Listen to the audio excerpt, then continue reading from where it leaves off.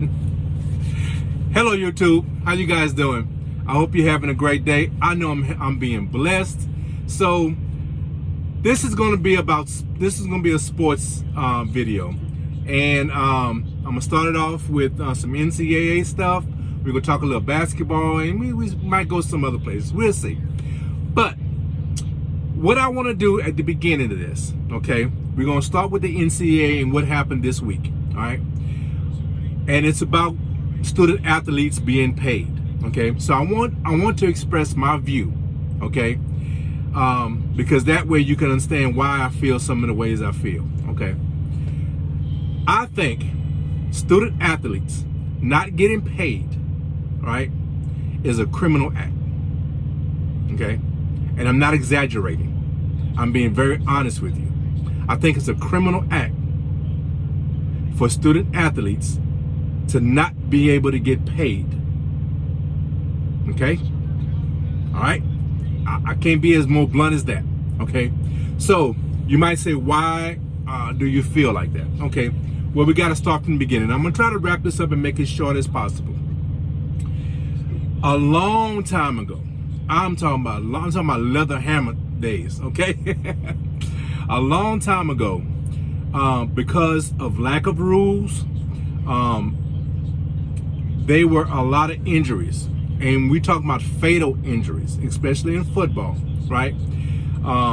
Because they didn't have a good guideline of rules, and they didn't understand the damage that was being done, and they were being threatened to be sued on a couple of these deaths. Okay, so they created this word student athlete. Okay, and they and you can go back and understand the origin of student athlete. You can look it up and get more of the details, but there was actually quite a few highlighted cases that really drove this whole narrative, and they came up with the word student athlete, and they got with lawmakers and things of this nature, and they protected themselves from these lawsuits. Okay, I think they may have paid a few of them off, right? But they really protected themselves for the future from being sued. Okay, so student athlete, and then they drove a narrative, okay, that these are amateurs, and we are giving them the opportunity to gain an education for their services. And that narrative was driven hard through the years. And a lot of people just, they took it in. They bought it. Hook, line, and sinker. Okay? But it wasn't fair. Here's why. The hours that it takes to remain on scholarship. And let's touch on that first. Scholarships are not 4-year rides. Okay? In case guys don't know. They're not 4-year rides. Okay, they are capable of being 4-year rides, but it's 1 year. You have to qualify every single year. Okay, so if the coaching staff doesn't like you anymore, if for whatever reason they don't like you, right? If you have an injury, and they don't, see the benefit of keeping you on scholarship while you rehab, whatever it is, right? They have all the cards. Once you sign that letter of intent and you enroll into that school, they have all the cards. Okay, so they determine whether or not they want you back. You have no say-so on that. Okay, right now, players do have a small level of ammunition with the transfer portal, right? But that's still very small. And it still comes with consequences, because a lot of times you can't play. You have to set out a whole year if you enter the portal. The portal, right? Sometimes they get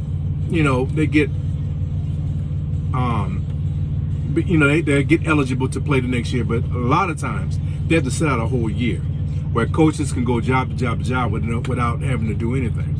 It's extremely unfair. So anyway, going back to being eligible, right? You have to first please the coaching staff and show that you are the person that they recruited, and that you have potential to be a benefit to that program. That's one. and it takes a lot of hours. We're talking about, workouts, practices, film study, travel to games, game times themselves, recovery time, okay? All this stuff takes time, right? On top of that, they have to keep their grades up, because if they don't keep their grades up, the university is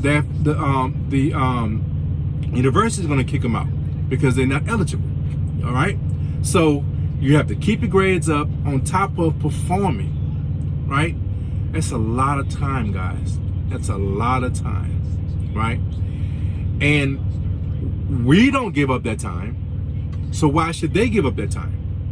Now, let's look at it in a different realm, okay? Let's say that you are a biochemist major, okay? And you're on scholarship, right? You was brilliant in high school, you got an academic scholarship, and you are in the biochemistry department, and you're part of the research department, right? And you are so intelligent, and you on got a line on this brilliant drug, okay, or this brilliant technique of doing something, right? And you could be monetized for it. You could actually make money off of it. You can file a patent, and you can start getting paid while you're in school, okay? You're on scholarship just like the athlete is, but he can't get paid. So why is the chemist can get paid, but the athlete can't get paid? You see the unfairness here? You see why I feel it's criminal? It's a criminal act for what they were doing, okay? So that's my feelings about this. I think that it's a criminal, there was a crime being committed these years when you wasn't allowing these people to get paid. And then on top of all that, when you have a college athlete and they have a famous number 12, right? Number 7. Everyone knows this is a number 2 UCLA uniform.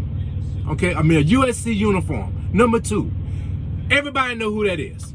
Okay? Everybody knows who that is. Right? He couldn't get paid for it, but the school could. You see what I'm saying? They could make money off of you, but you couldn't make money off of yourself. That was a crime. That's how I feel about that. That was a crime. So, through the years, right, through the pressures, right, the NCAA has now relented and said, okay, you can now get paid off of your image, off of your name, off of your likeness, okay? And I think that's good, okay? I think it can go a step further, because I think also with a $1 billion industry, and that's with a B, multiple, not 1 billion, multiple $1 billion industry, you should be able to pay your athletes right off the top. And I mean the volleyball player, the track star, everyone. They should be, and it should, hey, if you really want to know my feelings about it, okay, you can have a system. Starters get this. Second teamers get this. You know what I'm saying? Look, you could devise a system. Okay? Not everyone is equal. If the basketball team makes more and bring in more money, then they get more money, a bigger piece of the pie. If football brings in more money, they get more piece of the pie. If field hockey brings in more money, they get a bigger piece of the pie. You see what I'm saying? I'm not saying that everyone gets equal all across the board. If you're contributing more, you should get more. That's the free market system. That's the system everyone else lives under in this country.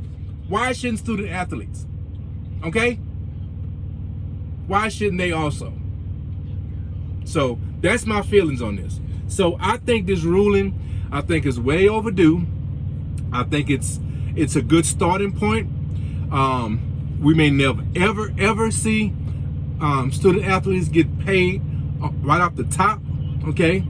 But at least this is a start, because I feel like if you are a popular person and you're able to create content and go on social media and gain a contract because of your properality,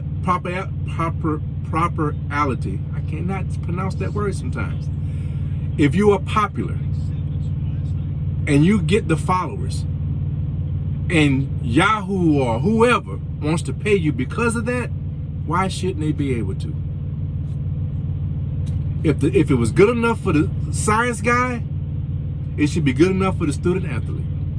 Okay? And let's just drop that student athlete altogether. Okay, let's just drop that also. Okay? And let's also, here's one of the things I would really like to see. Okay? If you can't pay the athletes, give them a true 4-year ride. In other words, what I'm saying is, if they commit to you, you commit to them. If they're gonna say, okay, I'm gonna sign on dotted line and commit to your school, then that school should sign on dotted line and say, okay, for 4 years, you're eligible to a 10-hour school for your education.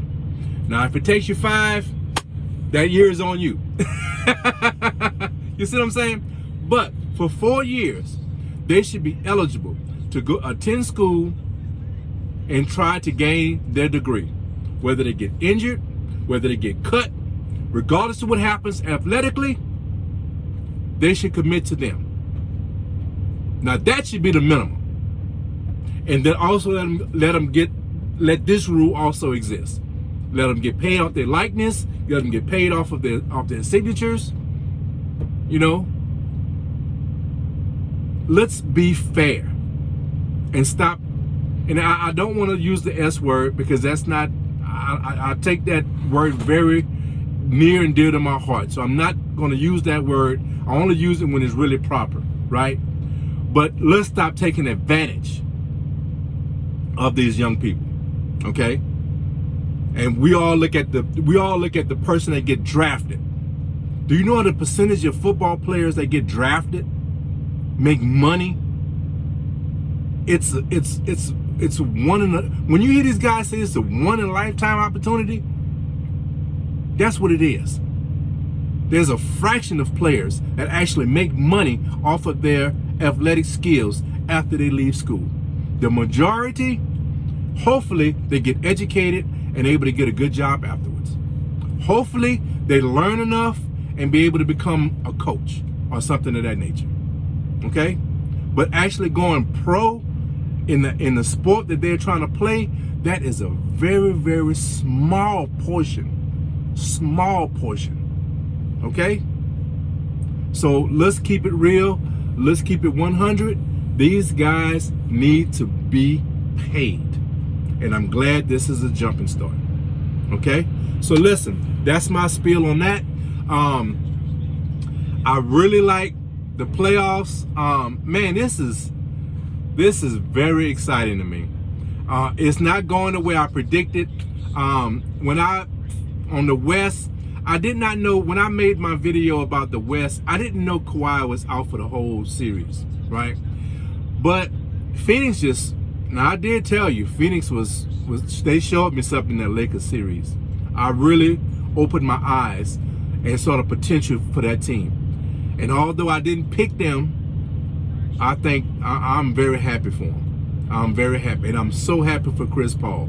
I really am. I'm really, really happy for him. So, that said, the East is shocking to me, okay? I thought the Bucks was done. I really did. But they showed me something the other night. Now, I still think that Atlanta,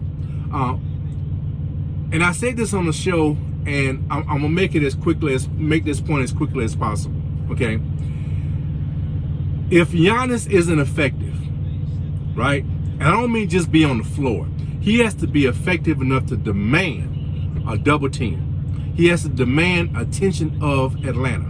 Because without that attention, okay, it's going to take a perfect game a really, really, really great game for the Bucks to win. And that's what they did last night, or 2 nights ago, okay? They played a very, very good game. I mean, extreme, almost a perfect game, right? And that's what's going to be required to close Atlanta out. Because in my opinion, right, Atlanta is a good enough defensive team to take care of the Bucks if Giannis isn't on the court to spread out the floor. If they don't have to respect, and see, this is what happened in that last game, okay? When what's his name? The big guy for the Bucks. What's the big guy for the Bucks, baby? No, not Giannis. I can't remember his name. The starts with an L. I can't remember his name. Anyway, Lopez. When Lopez played that well of a game, then he was able to open up the floor for him. Okay, that's what's required. Okay, and will Lopez do that for another game? I don't know. This is the first game he showed up. Okay, will the outside shooters other than Middleton, okay, really show up? That was the first game they showed up. Okay, so listen, I think still Atlanta has a very good opportunity to win these next 2 games and advance to the finals. Okay, but the Bucks made it interesting. The Bucks really put some pressure on them. All right, that's what I love. I love the excitement and the unknown. I hate when it's a slam dunk. You ain't got to worry about it. You know what I'm saying? I hate those kind of series. This is an interesting series because you got to feel Atlanta has an advantage with Giannis out. But the Bucks really showed, hey, we're not going to bed.